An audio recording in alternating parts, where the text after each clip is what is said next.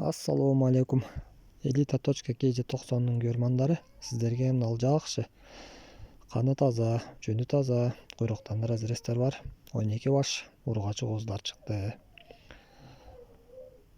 Булар Талас обласы Бакай Ата районунда турат.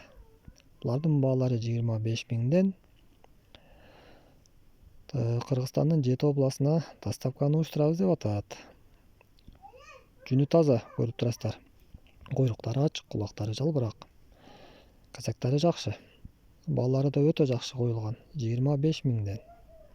Телефон номерин экранга жазып өтөбүз. Чалып байланышып содалашсаңыздар болот.